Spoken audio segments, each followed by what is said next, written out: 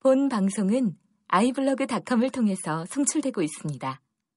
미디어 플랫폼 iblog, iblog.com.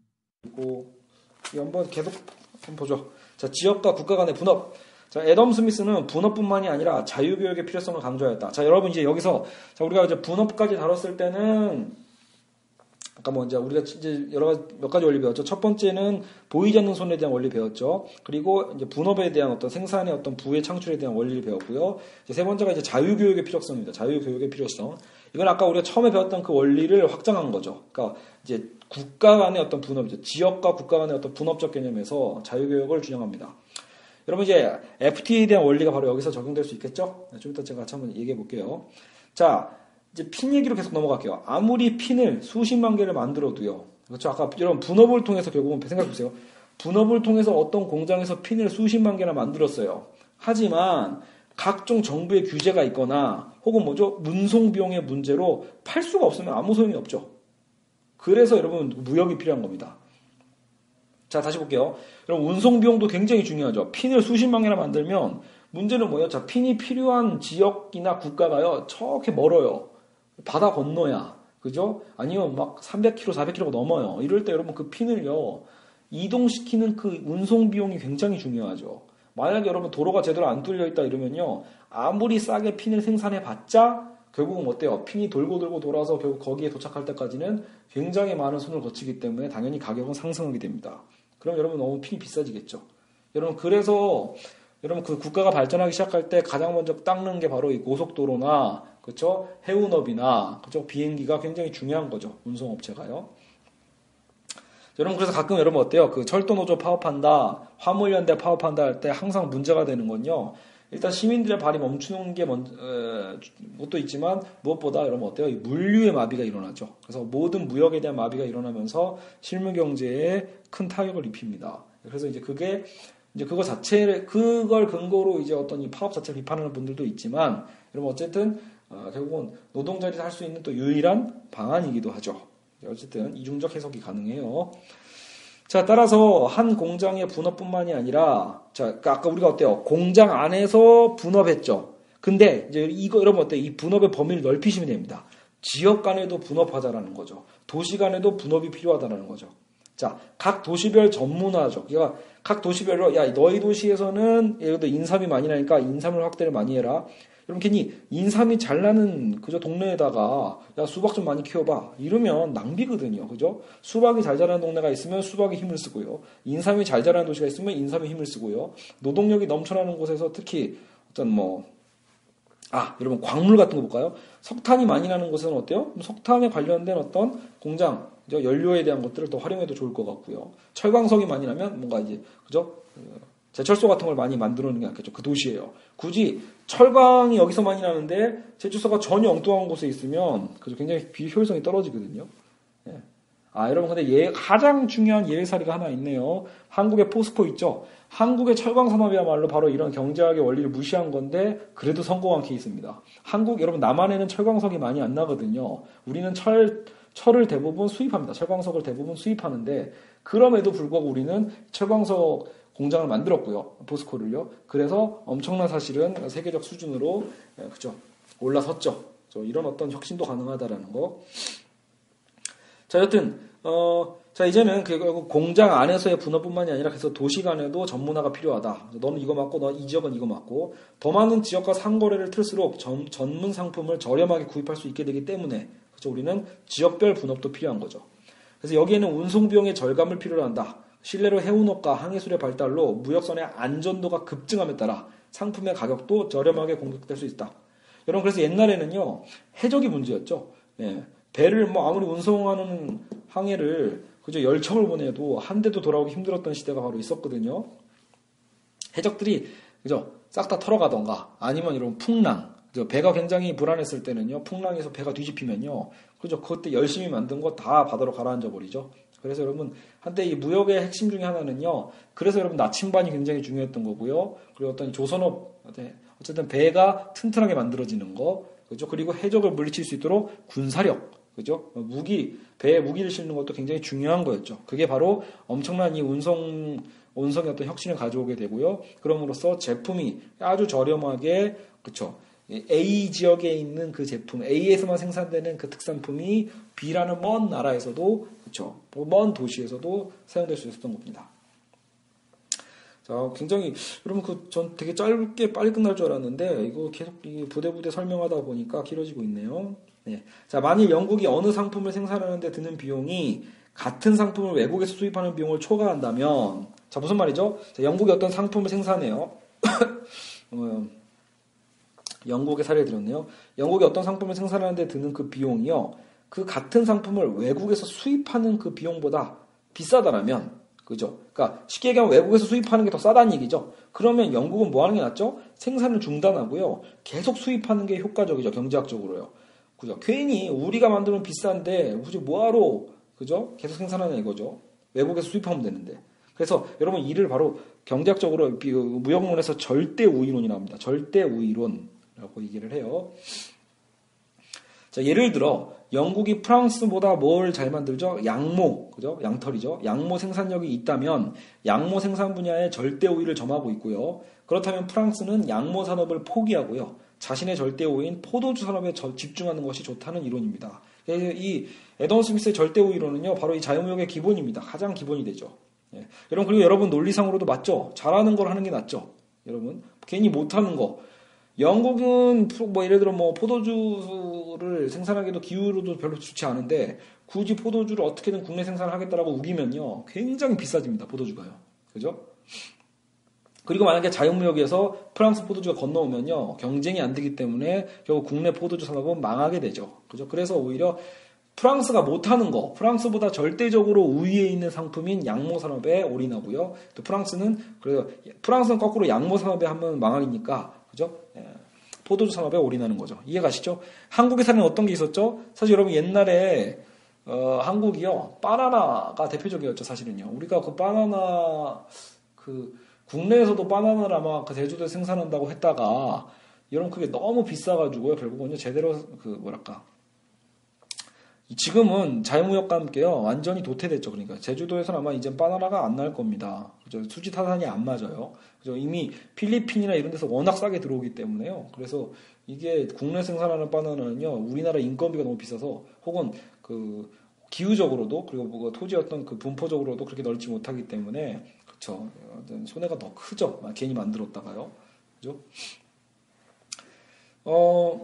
그리고 계속 읽어볼까요? 그리고 여러분 혹시 이거 잠깐 그 얘기 해줘야겠네요. 죄송해요. 여러분 절대 우위를 배웠기 때문에요. 상대 우위도 간단하게 짚고 넘어갈게요. 상대 우위론은 뭐냐면요. 이제 이건 나중에 이제 데이비드 리카르도에서 나오는 개념인데 여러분 그때 이 책에서 나왔던 사례는 제가 기억에 이런 거네요. 여러분 만약에요. A라는 교수가 있어요. 근데 A라는 교수가요. 일단 교수는 뭘 잘하죠? 강의를 잘하죠. 강의 연구. 근데 이 사람이 연구를 하는 데 있어서요. 당장 이제 자신의 연구에 어떤 강의안을 좀 타이핑해줄 타이피스트가 필요한 거죠. 뭐 그걸 조교라고 합시다. 어쨌든. 그래서 이 타자를 칠 사람이 필요한데, 자, 타자를 치는 조수를 고용했습니다. 그래서 시급 얼마를 주기로 계약을 하고 고용을 했는데, 좀 속이 터지는 거죠. 예를 들어, 이 교수는요, 예를 들어, 뭐 1분에 500타를 쳐요. 그죠? 근데 이 타이피스트는 350타밖에 못 칩니다. 그러니까 교수 입장에서는 갑갑하죠. 보고 있는데. 그죠? 그러니까 교수는 여러분, 여기서요, 이 타이피스트보다 두 가지 항목에서 절대 우위를 갖고 있죠. 무슨 말이죠? 어떤 우위죠? 자, 강의. 지금 이 조교가 교수보다 잘할 수 있나요? 당연히 못하니까, 그죠? 학생이겠죠? 그러니까 강의와 연구를 이 학생보다 절대 우위를 갖고 있죠. 당연히 교수니까요. 근데 이 교수는 뭐도 잘해요? 정작 이 타이핑 치는 게 주 업무인 이 학생보다, 이 조교보다요. 그죠? 교수가 더 잘해요. 이것도 절대 우위죠. 여러분, 그럼 여기서 상대 우위라는 건 뭐냐? 여러분, 문제는 뭐냐면, 여러분, 이 교수가요, 여기서, 물론, 같은 전제하에 지금 가까운 시간 내에 이 350타 치는 친구보다 자기가 지금 500타였죠, 교수가요. 예를 들어 뭐 600타 치는 학생을 같은 돈으로 고용할 수 있게 되면 자기보다 절대 우위를 갖고 있는 학생이니까 이때는 서로 자유무역적 개념에서 윈윈이 될 수 있죠. 근데 만약에 없다라는 전제하에서 지금 350타 보다 더 잘 치는 학생이 당장 못 구해요. 여러분 그 상황에서는요. 결국 뭐가 났죠? 그럼에도 불구하고 교수는요, 자기가 타이핑을 쳐서는 안 되죠, 여기서. 왜? 타이핑 칠 시간이 없다는 전제하거든요. 지금 이 사람은요, 교수는 타이핑을 치는 것보다 자기가 더 잘하고, 심지어는 급여도 더 높은 거죠. 시간당 자신도 결국은 받는 급여가 있을 거 아니에요? 일종의 계산해보면. 그러니까, 그때 자신은 연구와 강의 준비를 하는 게 훨씬 더 낫죠. 그러니까 교수는 학생에 비해서 거기에 대한 어떤 우위성을 갖고 있다면 학생은 역으로 교수에 대해서 이 타이핑에 대한 상대 우위를 갖고 있다는 거죠. 절대 우위에서는 뒤떨어져요. 물론 이 학생이 아까처럼요. 350타, 500타는 비교가 안 되죠. 그럼에도 불구하고요. 이 학생이 여전히 타이핑을 계속 하는 것이 서로에게 이득이 되죠. 이걸 상대 우위론이라고 합니다. 이해 가시죠? 이렇게 약간 들으면요. 자, 일단 계속 넘어갈게요. 그러면 경제 주체인 각 개인들이 겨울에 코트를 통해서 따스함을 느낀다면 그것으로 족하지 그 모든 과정에 개입되어 있는 또 다른 주체들을 알 필요는 없다. 새로운 단락인데요. 이게 무슨 말이냐면 여러분이 우리 다시 캐나다 구스든 노스페이스든 점퍼 하나 샀어요. 여기서 여러분 점퍼를 왜 사죠? 사실은요 또 다른 이유도 있지만 어쨌든 따스함을 느끼면 일단 족한 거, 일단 그 목적을 달성한 거죠.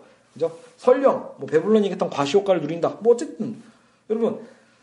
내가 이 점퍼를 사서 내가 뭔가 좀 으스대기 위해서든 아니면 따뜻하기 위해서든 둘 다 목적을 어쨌든 다 이제 이루었다라면 뭐는 필요 없죠. 이 점퍼를 만드는 과정에 개입된 또 다른 주체들을 알 필요는 전혀 없죠.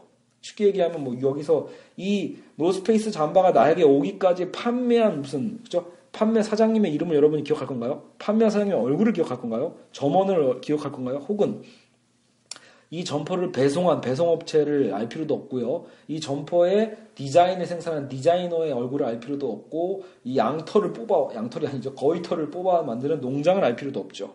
이해가죠? 하나의 상품이 만들어져서 우리 소비자에게 소비되기까지 엄청난 공정과 과정이 있는데요. 사실은 그 과정을 우리는 일일이 다 알 필요가 없죠. 그죠? 그럼 이 얘기를 굳이 왜 하고 있을까요? 계속 읽어볼게요. 코트의 각 공정 과정마다 분업화되어 있는 거잖아요. 결국은요. 분업화되어 있는 사람들이 전체를 고민할 필요는 없다. 그저 자신의 일만을 생각하며 여기서 이기심이 또 나오죠. 자신의 이기심만을 중심으로 그죠. 내 직업은 예를 들어 양털을 뽑는 거다. 내 직업은 양털을 가공하는 거다. 내 직업은 뭔가 이 점퍼의 디자인을 만드는 거다. 내 직업은 이 점퍼를 운송하는 거다. 내 직업은 이 점퍼를 매장에 이쁘게 진열해서 소비자에게 비싸게 파는 거다라고 한다라면 다 각자 자기의 이기심만을 갖고 있는 거죠. 그러니까 자기의 이익만을 위해서 그 중심으로 일하고 소비하게 된다라면 소비자도 어때요? 소비자까지도 마찬가지죠. 그냥 내 이익, 내가 멋내기 위해서든 내가 따뜻하기 위해서라든 어쨌든 내가 노스페이스를 소비했다라면 그것이 최상의 결과를 가져다 주는 거죠. 모두에게 최상의 결과를 가져다 줍니다. 그죠? 사회의 희소자원을 분배할 때도 결국 자신의 이기심에 따른 가격 책정이 적정 가격을 산출해낸다라는 것이죠. 그렇죠?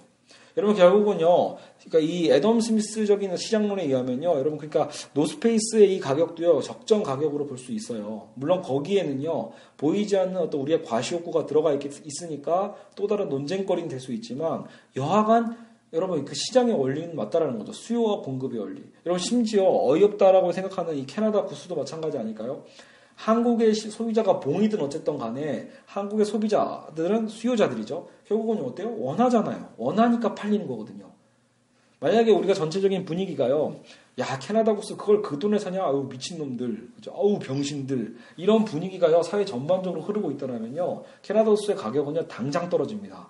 내일 당장 가격은 폭락하게 돼 있어요. 그런다? 안 되죠. 왜요? 여전히 우리의 욕구 안에 뭐가 들어있죠? 난 그럼에도 불구하고 노스페이스볼을 압도하는 가격의 저 저 점퍼를 입음으로써 그쵸? 뭔가 돋보이고 싶어. 돋보이지 않을까? 나를 부러워하지 않을까라는 욕망의 기대치가 있다라는 거죠. 그래서 수요와 공급이 만나서 시장에서 그 가격이 형성되는 겁니다. 그죠? 여러분 그래서 자유시장 경제를 주장하는 사람들은요. 결국은 설령 캐나다 수를 누가 1,000만 원에 팔다 하더라도요. 그걸 정부가 규제하면 안 된다고 당연히 보고 있죠. 왜? 누군가 사서 팔리면 그걸로 된 거다라고 보는 거죠. 그죠? 자, 이제 계속 읽어볼게요. 여러분 결국은 계속 우리가 분업의 원리에서 시작했는데 이 분업도 일종의 결국은 뭐예요? 다 개인의 이기성, 자기 이익을 위한 과정들이다라는 거죠. 이 전체 모든 과정을 뭔가 정부가 나서 통과할 필요 없다라는 거예요. 자, 애덤 스미스는 이렇게 말하는데요. 종종 사람은 자기 자신의 이익을 챙길 때 공익을 위해 봉사할 때보다 자기 이익을 챙길 때 공익을 위해 봉사하는 것보다 사회에 더 많은 이로움을 준다. 뭐 아까 했던 얘기죠. 보이지 않는 손. 공익사업, 그리고 이런 얘기도 하네요. 공익사업치고 진정하게 사회를 발전시킨 경우를 나는 단 한 건도 알지 못한다. 라고 이제 애덤 스미스는 얘기를 합니다. 그죠? 이건 좀 논리 비약이지만, 그럼 사실 애덤 스미스 살고 있었던 시대에는 뭐 그랬을 수도 있겠죠. 그 당시는 1700년대니까 뭐 우리가 어떻게 하나요? 자, 계속 넘어갈까요? 예, 다 끝나갑니다. 자, 일반인을 위한 주제. 자, 시장경제 원리는 가난하거나 정치 세력이 없는 이들까지 번영할 수 있다고 말한다. 굉장히 귀가 솔깃하죠? 자, 가난한 우리들이 귀가 솔깃해지는 거죠. 자, 가난하거나 정치 세력도 없죠, 우리는요. 근데 그들까지 번영할 수 있게 만드는 게 시장경제래요. 반면에 중앙경제 계획체제는, 자, 이게 뭐죠? 가끔 이제 시장경제로, 여러분 자본주의가 가장 비판하는 사회주의일 수도 있고요. 전체주의, 사회주의일 수도 있고요. 혹은 여러분 이제 케인즈주의의 어떤 이거 혼합경제라고 하죠. 혼합경제 방식. 정부가 강한 정부가 나서서 많은 걸 분배하는 방식이죠. 중앙경제 계획체제는 정치 세력과 경제력 위상이 연결되어 있어서 왕이나 군주들만이 배부르게 될 거다라고 경고합니다. 자, 밀턴 프리드만은 시장경제 원리로, 밀턴 프리드만은 여러분 1900년대 경제학자예요. 그 이후에 시장경제 원리를 주장했던 학자죠. 시장경제 원리로 인종차별의 문제까지도 완화시킨다고 주장한다. 자, 이게 무슨 말일까요? 자, 인종차별의 문제는 일종의 어떤 가치 문제 같지만 시장경제의 원리가 인종차별의 문제를 해결시킨다는 거죠. 왜? 여러분, 시장에서는요, 이런 가격 체계가 중요한 거지 피부색이 소비를 결정하지 않는다는 거죠. 그죠? 무슨 말이냐면 여러분, 시장경제의 원리는요, 시장의 원리는 결국 그 소비자가 돈이 있냐 없냐를 따지는 것 뿐이죠. 그래서 돈을 지불하면 물건을 파는 거고요. 돈이 없으면 안 파는 거고요. 거기서 흑인이고 백인이고 황인이고를 구분하는 게 아니죠, 시장은요. 그죠? 그래서 오히려 이 돈은 인종을 구분하지 않는다는 측면에서 평등하다라는 얘기를 밀턴 프리드만이 한 겁니다. 근데 여러분 여기서 어때요? 또 역시 오류가 있죠. 왜요? 여러분 현대사회에서는요, 여전히 인종차별이 일어나고 있고요. 심지어 여러분 어때요? 인종차별이 이런 시장의 원리까지도, 그죠? 초월해버립니다. 여러분 우리나라도요, 여전히 흑인에게는 물건을 안 파는 가게들이 존재하고 있다는 놀라운 사실. 그죠? 이해 가시나요? 그러니까 흑인은 출입 금지. 그죠? 역으로 우리가 이 백인 사회에서 그런 취급을 당하면 굉장히 열받겠죠. 근데 여하튼 그런 사례가 여전히 발생하고 있고요. 자본주의 사회에서 재력은 돈이라는 것, 언제든지 정치와 결탁되고 있기 때문에 가난한 계층은 또 차별에 시달리는 것이 현실이죠. 그죠? 여러분, 그러니까 이게 일종의 이상론입니다. 시장경제가요, 원리는 굉장히 깔끔하고 아름다운 것 같은데 현실에서는요, 언제든 그 예외 상황이 벌어질 수 있다는 거죠. 그죠? 정치와 경제가 어떻게 구분되어 있으면 평등한 것 같지만, 그죠? 사실은 경제 자체가, 그죠? 재력 자체가 언제든지 정치와 또 결탁되고 있기 때문에, 그죠? 여러분, 이게 무슨 말이냐면, 부자가 부자를 위해서 또 결국 뭐죠? 여러분, 한국 사회가 대표적이에요. 한국의 부자들은 시장경제 원리를 굉장히 주장하고 있고, 그래서 정부 규제, 자신들에게 세금을 매기려고 하는 복지나 정부 제재 정책을 굉장히 싫어하거든요. 근데 그러면서 동시에 뭘 또 만들어내죠? 그러니까 자기 이익을 위해서 정부가 나서가지고 되려 규제를 더 완화시켜주고요. 그래서 어때요? 부자들이 가난한 사람들의 어떤 처우를 더 악화시킬 수 있는, 그죠? 여러분, 쉽게 얘기하면, 여러분, 결국 뭐예요? 철도 민영화, 혹은 지하철 민영화, 아니면 공항 민영화의, 모순 중에 하나가 바로 그거예요. 민영화 됐을 때 그게 과연 정말로 국민에게 그 재산이 돌아오는 것이 아니라, 이익이 돌아오는 게 아니라, 오히려 몇몇의 재벌 기업들이요. 그죠? 그 엄청난, 그죠? 그 국가기구, 그냥 국가 어떤 공기업들을 먹어치움으로써요. 오히려 사회적인 그 분배가 더 악화될 수 있다는 문제가 있습니다. 그죠? 이게 정경유착의 문제죠. 자, 게다가 분업 체계는 노동자의 지능과 정서에 악영향을 미친다. 아까 애덤 스미스가 했던 그 얘기죠. 그러니까 여러분 공장에서 분업을 할 때 결국은 아까 어때요? 찰리 채플린 얘기한 것처럼 우리가 이제 기계처럼 노동자들이 기계처럼 너무 단순화되는 거죠. 그렇죠? 그래서 여러분 애덤 스미스는요, 이 국가의 부의 창출을 위해서는 분업은 중요하지만 하지만 AS가 되게 중요하다고 봅니다. 어떤 AS냐면 공공교육의 필요성을 언급합니다. 결국 여러분 뭐예요? 여기서 이제 애덤 스미스가 공공성을 나름대로 동시에 주장하고 있다는 걸 여러분 잊어서는 안 됩니다. 애덤 스미스는 너무 냉정한 어떤 시장을 얘기하는 게 아니에요. 따뜻한 시장을 얘기하고 있습니다. 사실 전제하고 있죠. 공공교육은 누가 하는 거죠? 국가가 하는 거죠. 국가가 무료로 무상으로 제공해야 됩니다. 기초학문을 통해서 이게 인문학입니다. 여러분 어떻게 보면요. 인문학을 통해서 노동자들이 이 자신의 분야에서 계속 두뇌를 활용하는 혹은 삶의 가치를 더욱더 깨닫게 되거나 두뇌를 활용하게끔 되는 어떤 이런 그죠?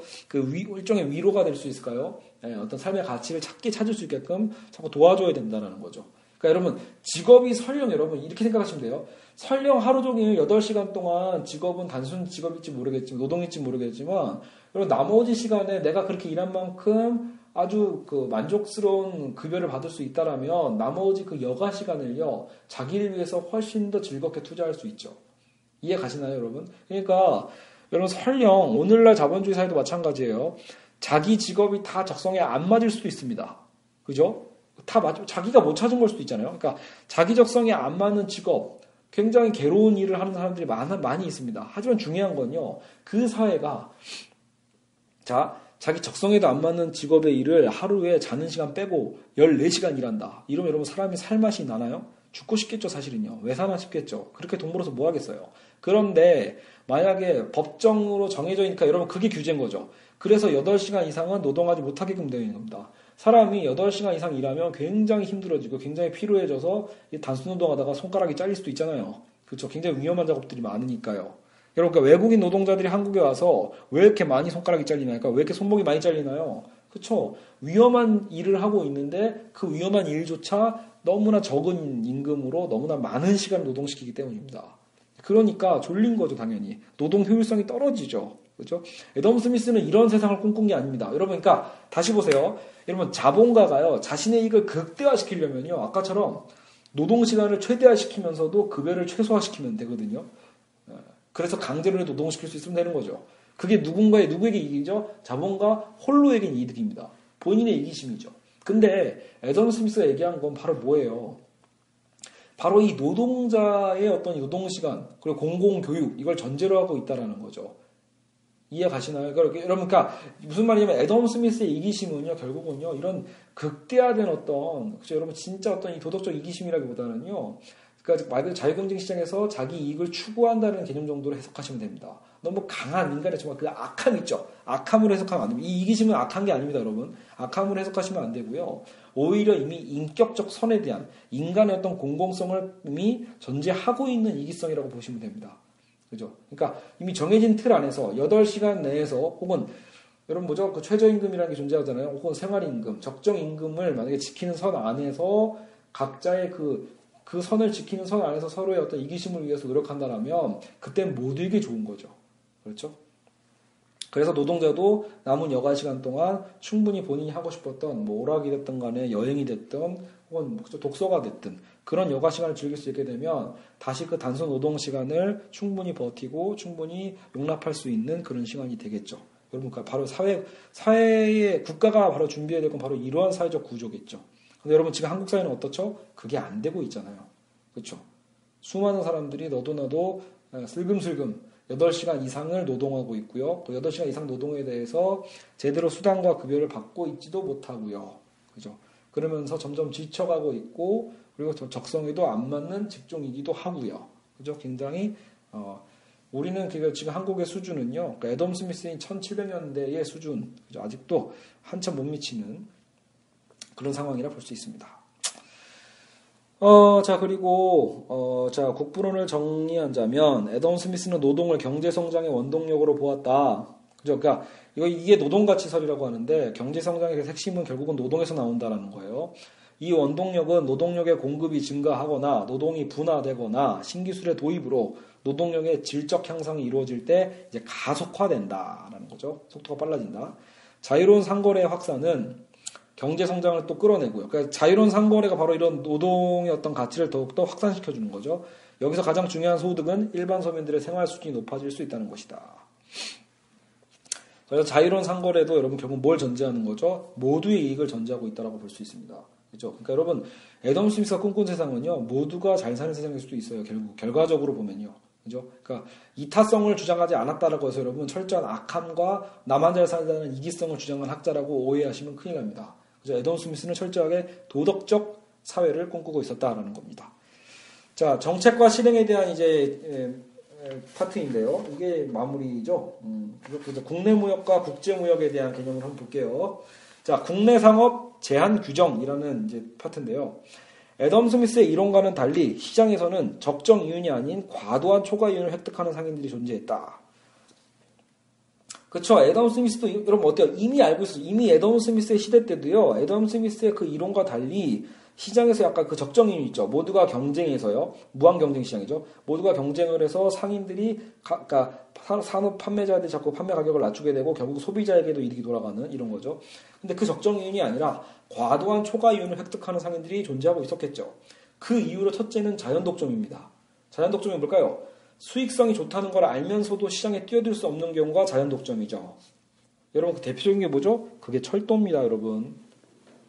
여러분 이거 되게 중요한 말이에요. 무슨 말이냐면 여러분 철도는요 꼭 국가가 운영해야 될 정당한 이유가 있습니다.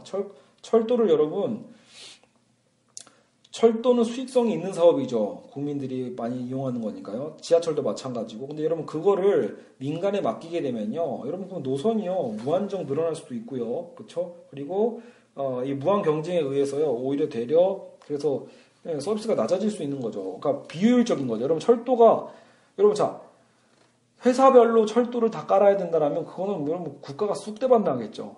여러분 전기회사도 왜 우리가 한국전력이라고 하잖아요. 전기회사도 왜 우리가 공공성으로 씁니까? 전기회사가 여러 개면요. 그럼 여러분 그 뭐예요? 그 전기줄 뭐 송전탑 때문에 지금 밀양에서 얼마나 난리예요. 그 송전탑을 회사별로 다 지어야겠네요. 그죠? 서로 공유하고 하기는 훨씬 어렵거든요. 공유하는 게 꼭 공공재가 되고요. 그래서 여러분 이걸 자연독점이라고 보는 거예요.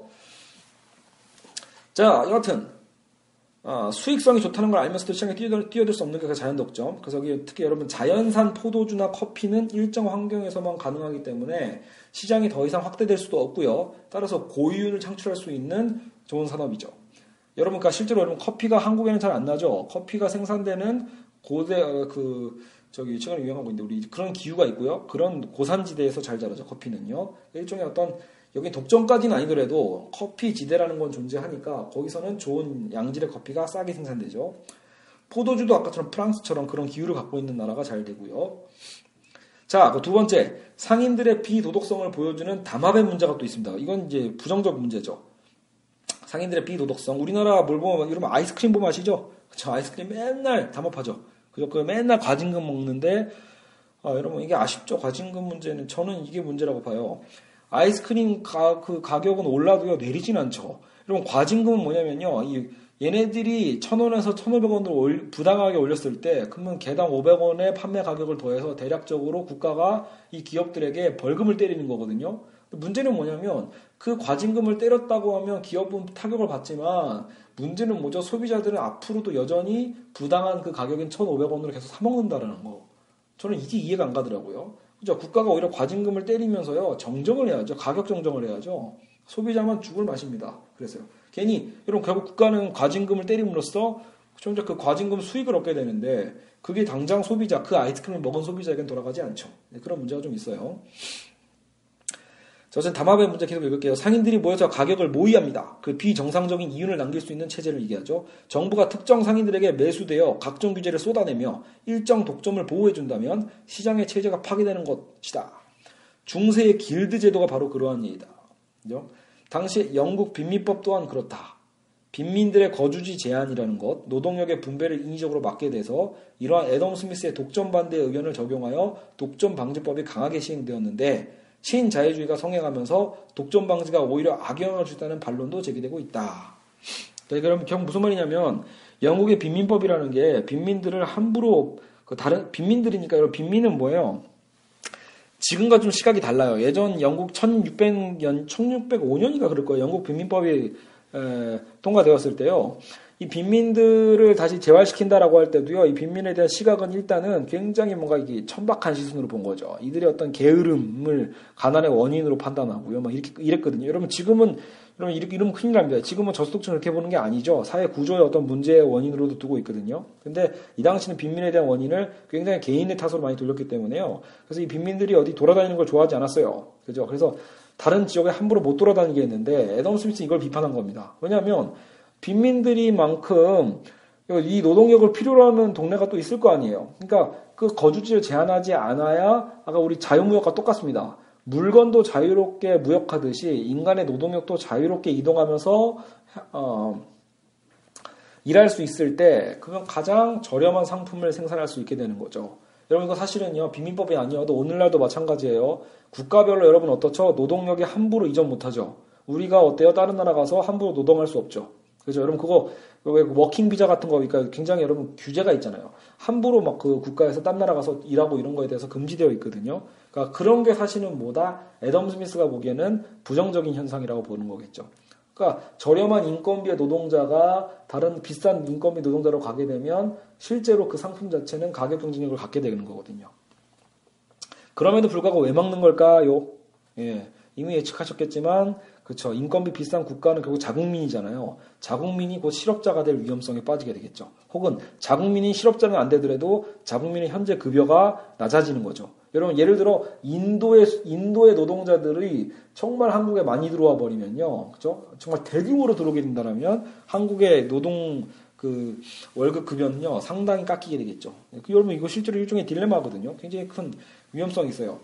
전 국제적인 원리만으로 보면 애덤 스미스의 논리는 맞아요. 그러니까 상품 자체의 가격은 낮아질 테니까. 하지만 자국의 당장의 어떤 그 경제가 굉장히 위기가 될 수 있다라는 그렇죠 모순이 있습니다. 자 그리고 이제 신자유주의가 성장하면서 그래서 성행하면서 요즘은요 오히려 그래서 이 독점 방지법이 오히려 악영향을 줄 수도 있다라고 얘기를 하고 있네요. 대기업이 반드시 여러분 중소기업의 시장 참여를 저해한다고 볼 수는 없다라는 거예요. 대기업이 반드시 중소기업 시장 참여를 저해한다고 볼 수 없으며 오히려 시장의 효율성을 증대시킬 수도 있다. 대기업이 위축되면 외국 기업과의 경쟁에서 밀린다는 것이 바로 이 비판 이론의 지론입니다. 이런 무슨 말이냐면 여러분 가끔 한국도 마찬가지죠. 이 삼성과 현대를 견제하고 재벌을 해체하자 이렇게 주장하는 경제학자들이 있는 반면에요. 역으로 야 정작 삼성과 현대가 무너지면 다른 나라의 기업들이 더 몰려들걸? 외국 다국적 기업들이 더 몰려들어서 결국은 그러니까 결국 그 한국의 재벌들이 갖고 있었던 재산을요. 이 재산이 해체되면 이 국내로 다시 재분배되면 다행인데 그게 아니라 정작 지금의 삼성과 현대가 해체되었을 때 이것을 오히려 외국의 기업이 먹어치게 될 거다라는 비극이 발생할 수 있게 되는 거죠. 근데 여러분 재밌게도요. 근데 이 토드 부크루츠가요. 이게 한국의 실제로 현대차 얘기를 꺼내는데요. 이건 이제 역발상 사례입니다. 미국의 GM 있죠. 제네럴 모터스가요. 그러니까 현대 자동차에게 밀렸던 사건이 바로 그런 사례다라는 거죠. 괜히 미국 내에서 제네럴 모터스를 규제해버리면 한국이라는 어떤 더 저가 경쟁이죠. 싼 자동차 회사, 국가 기업이 들어와가지고, 그쵸. 미국의 제네럴 모터스의 시장을 잠식해버렸죠. 그죠. 이런 것들이 사례로 나왔습니다. 자, 이해가시죠? 자, 그러나 이러한 대기업 위주의 합병이 커질수록 거대한 카르텔이 형성되는 거 여전히 사실이죠. 여러분, 우리 한국을 보시면 아주 적절합니다. 대기업들이 아주 그냥 다박도 잘하고 자기들끼리 독점도 잘하죠. 그죠? 자, 그래서 이 부분은 근데 나중에 여러분 혹시 이 부분에 관심이 있으면요, 그 한국의 그 장하준 교수 있죠? 케임브리지대 교수인 장하준 교수의 책을 한번 보시는 것도 괜찮고요. 아니면 갑자기 이름이 기억이 안 나는데 이런 재벌 해체론, 재벌 개혁에 반대하는 또 강력한 그런 책들도 나와 있습니다. 차후에 제가 다시 한번 추천해 드릴게요. 자, 이제 국내 무역 말고 국제 무역 가보죠. 국제 무역 제한 규정. 애덤 스미스가 자유교역을 주장했듯이 국제 무역을 제한하는 정부의 규제야말로 철폐되어야 할 것이다. 자, 국제무역을 제한하는 정부 규제 철폐. 곧 여러분 뭐죠? FTA 하자는 얘기죠. 쉽게 얘기하면 외제품을 막기 위해 수입 할당량제를 쓰거나 수입 할당량이 뭐죠? 몇 퍼센트 이상 수입하는데 여러분 그 스크린 쿼터제도 대표적인 거라고 볼 수 있죠. 한국 그 영화는 4분의 1을 보장받아야 된다라는 거거든요. 근데 이 스크린 쿼터제 한때 노무현 정부 때인가 막 되게 시끄러웠는데 어쨌든 이 애덤 스미스의 원리에 의한다라면 이런 수입 할당량제는 문제가 있다라는 거죠. 스크린 쿼터는 그래서 폐지하자 이렇게 주장하겠죠. 물론 한국 영화를 옹호하는 사람들은 이제 그걸 저지하고자 또 노력하겠고요. 그리고 외제품에다가 이 세금 매기는 거, 관세를 부과하는 것도 안 좋다라는 거죠. 그죠? 왜? 이런 외국 기업과의 경쟁이 없으면요, 국내 기업들의 가격이 오히려 올라간다라는 거죠. 그러니까 소비자들만 오히려 피해를 보게 될 거다라고 봅니다. 또 이 말도 맞습니다, 여러분. 또 보면요. 그러니까 여러분 그 외국과의 경쟁을요 열어두면요 오히려 국내 기업들이 그동안 폭리를 취해왔던 여러 가지 그 일종의 독점 가격들이 있을 수 있거든요. 근데 그것도 자연스럽게 외국 기업의 경쟁과 함께 내려갈 수 있게 되겠죠. 그죠? 그래서 마치 이 자유무역을 반대하면 애국자로 인식되고요. 자유무역을 주장하면 어떤 그 매국노다, 그 비난과 불명예 돌아온다 이런 논리 자체는 잘못된 거다라고 애덤 스미스는 생각을 하겠죠. 그죠? 여러분 저는 일단 찬반 개념은 여기서 나누지 않겠어요. 굉장히 이거 애매한 문제입니다. 그러니까요. 어쨌든 요즘 수입차들 어때요? 결국 실제로 관세 굉장히 많이 낮아졌죠. 그래서 국내 자동차 기업들과 경쟁하고 있죠. 그러면 국내 자동차 기업들은 어때요? 그동안 누리던 여러 가지 그 국내 소비자에게만 안 주던 서비스들을 나름대로 이제 좋게 해주던가 가격을 낮추게 되던가 여러 가지 어떤 좋은 효과들이 발생하게 됩니다. 그건 일정 사실이거든요. 근데 이제 걱정되는 건 아까 위에서 국내 무역 제한 규정에서도 얘기한 것처럼요. 외국 기업이 결국은 근데 경제에서 승리하면 어떻게 되죠? 국내 기업은 도태되게 되죠. 그러면 외국 기업이 오히려 국내 자본을 잠식하게 될 수도 있다라는 거죠. 문제는 이거예요. 정작 애덤 스미스가 생각한 거는요. 결국 보면 국가별 이런 어떤 그러니까 국가별 좀 순진했던 거죠. 국가 이기주의에 대한 문제는 제대로 생각하지 못한 걸 수도 있다라는 거예요. 여러분 정말 전 세계가 자유무역의 원리를 갖고요. 좀 순수한 마인드로요. 그렇죠. 순수한 마인드로 자유무역 경쟁을 하게 된다라면 모두에게 이익이 될지도 몰라요. 하지만 여러분 실제로 보세요. 외국 기업들이 한국에 와서 한국 기업을 잠식했다고 치세요. 근데 문제는 뭐다? 그 돈을 국내에서 또 풀어버리면 다행인데 자기가 번 수익을요. 고스란히 다시 자신의 본국으로 가져갑니다. 그래서 본국에다가 투자를 해버리면요. 한국의 이 동네, 결국 이 지역이라는 한국 공간은요. 완전히 황폐화될 수 있다는 거죠. 자본이 완전히 유출되는 거니까요. 그죠? 여러분 결국 교육 경쟁도 어때요? 이번 교육 서비스업도 사실 상당히 개방돼서 우리나라는 알아서 미국에 엄청나게 유학을 보내잖아요. 이거 결국은 국내에서 번 돈을 갖고 외국 가서 쓰는 거죠. 그러면 여러분 국내 이 부는요 계속 축소되는 겁니다. 그죠? 그게 언젠가는 균형을 잡을 거야라고 순진하게 기대하는 거는 사실은 이건 이미 멍청한 기대죠. 여러분 실제로 그런 현상은 일어나지 않고 있습니다. 오히려 강한 국가는 점점 더 강해지고 있고 가난한 국가는 점점 더 가난해지는 현상이 더 많아지고 있다는 거. 그렇죠? 그래서 애덤 스미스가 올리는 일종의 이상론이 좀 많이 있기도 있습니다. 자, 어쨌든 물론 국내 초창기 산업을 보호하기 위해 거름마 산업보호론에 대해서 스미스도 심사숙고했었다. 여러분 이제 거름마 산업보호론이 뭐냐면 이게 전형적인 한국의 정책이에요. 한국 박정희 대통령이 실제로 처음에 그 엄청난 중공업이랑 자동차 산업 여러 가지 다 끌고 들어가죠. 근데 그때 뭘 했냐면요. 아까 우리가 그 외제차가 한때 되게 비쌌거든요. 지금도 물론 좀 비싸지만 예전에는요. 세금 때문에 비쌌던 거예요. 그러니까 말 그대로 국내 산업을 보호하기 위해 국내 자동차 산업을 보호하기 위해서 박정희 때는요. 외제 자동차에다가 엄청난 세금을 때렸거든요. 네, 그러면 뭐 어떻게 되죠? 자연히 비싸니까 국내 소비자는요. 웬만한 부자 아니면 그죠? 외제차를 안 타던 시대가 있었습니다. 바로 그게 일종의 거름마 산업보호론이라는 거예요. 우리나라 자동차 시장이 커질 때까지 그죠? 외국 자동차가 활개치지 못하도록 그래서 보호해 주는 거죠. 여러분 이거 굉장히 합리적인 제도일 수 있거든요. 아마 아까 얘기했던 장하준 교수가 주장했던 게 바로 이런 방식이에요. 이걸 보호무역이라고도 하지만 완벽한 보호무역은 아닌 게 임시적인 거니까요. 임시적으로 클 때까지만 그 산업이 외국 기업과 경쟁할 수 있을 때까지만 보호해 주는 겁니다. 국가가요. 의도적으로. 근데 애덤 스미스는 이것도 반대합니다. 왜냐하면 고민은 해요. 애덤 스미스도 이 필요성을 알고 있거든요. 하지만 문제는 뭐다? 정작 거름마 단계를 특정 산업이 벗어났을 때요. 과연 기존의 혜택을 그 산업이 포기하겠냐라는 거죠. 그동안 국가가 보호해줬던 그 보호의 장벽이 사라졌을 때 그 보호를 받던 기업들은 얼마나 거품을 물고 반대를 하겠어요. 그죠? 그래서 이제 실제 여기 미국 사례로는요. 미국의 철강 회사들도 엄청난 정치 자금의 로비를 통해서 오히려 가격을 계속 높여왔고요. 이는 미국의 기계산업 수출에 타격을 오히려 주게 됩니다. 그러니까 철강 회사들은 원자재를 팔아먹는 회사들이니까 철강 회사들이 자기들의 가격이 다운되는 걸 막기 위해서 가격을 높여왔고요. 로비를 통해서. 정작 그렇게 되니까 기계산업은 오히려 가격이 비싸져서 수출이 안 되게 되는 그쵸? 모순이 발생하죠. 딜레마가 발생합니다. 자, 관세제도 역시 결국 외국의 무역 보복을 불러옴으로써 서로에게 피해만을 줄 것이라고 주장한다. 서로 그래서 국가별로 관세를 세게 때리면요, 서로 무역보복으로 너도 나도 야 그럼 우리도 너희 나라에 대해서는 관세를 더 때릴 거야라고 해서 관세가 점점 높아지겠죠. 그러면 무역 장벽이 점점 높아져서 자유무역이 사라지고 그러면 국내 소비자들은 오히려 가장 비싼 가격에 국내 물품만 사게 되는 문제가 발생합니다. 그렇죠? 자, 이제 애덤 스미스의 정부 역할은 무엇인가? 이건 여러분 이제 교과서에서 나왔던 거예요. 이제 그래서 국가는 뭐만 하면 된다? 국방의 의무. 일단 국가 전쟁이 일어나면 지켜야겠죠. 그리고 법치에 의한 사회정의 유지. 자, 법을 통해서 사회의 어떤 정의를 유지해야 된다.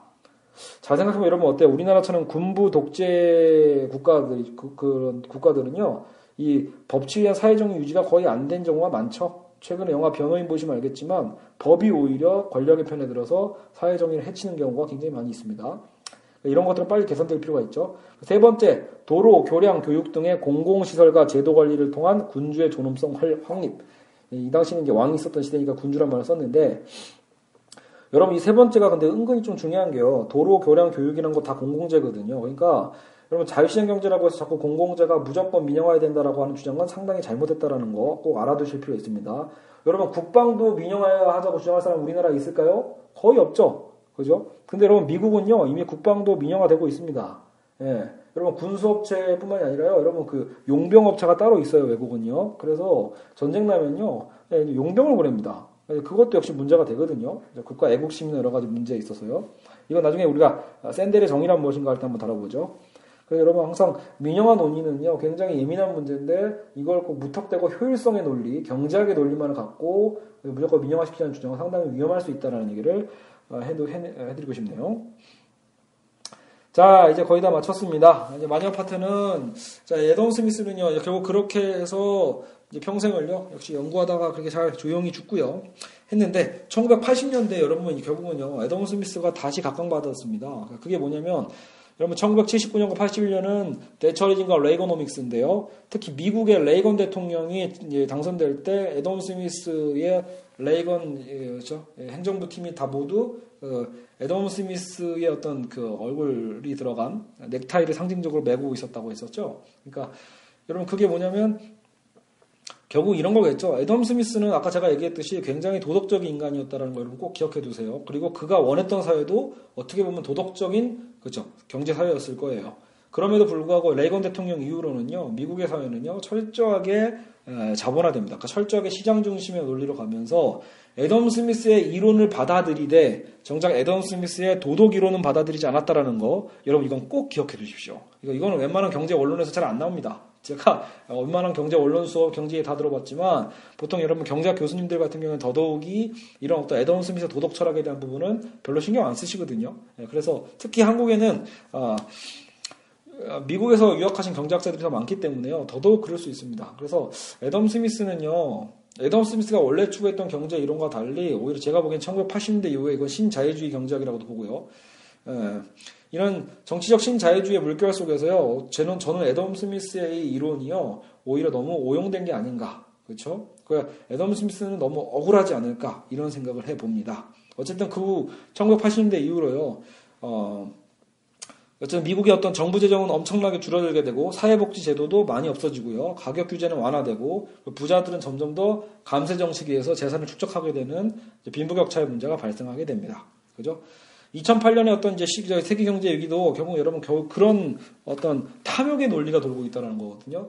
그러니까 여러분 제가 제발 부탁하건데 여러분 중에 나중에 특히 이제 경제학을 전공하고 싶은 학생이나 경제학 전공하는 분이나 혹은 이제 시장 경제를 바라보는 분들 중에요.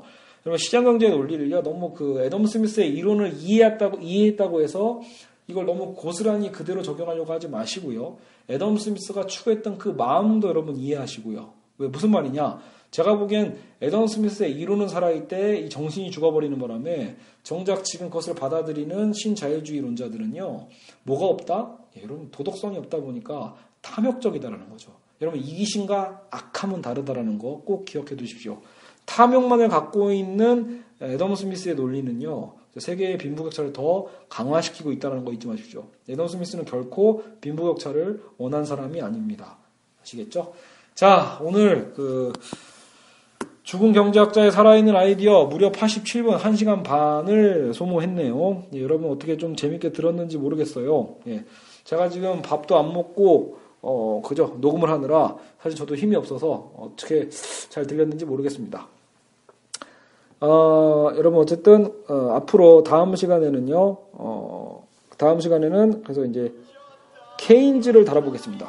그래서 애덤 스미스와 이제 좀 대조적 측면에서 왜 정부의 개입이 필요할 수밖에 없는지에 대해서 케인즈를 다뤄보고요. 마지막 시간에는 칼 막스. 근데 막스는 너무 어렵기 때문에요. 저도 그냥 거의 읽는 수준에서 끝나지 않을까 싶습니다.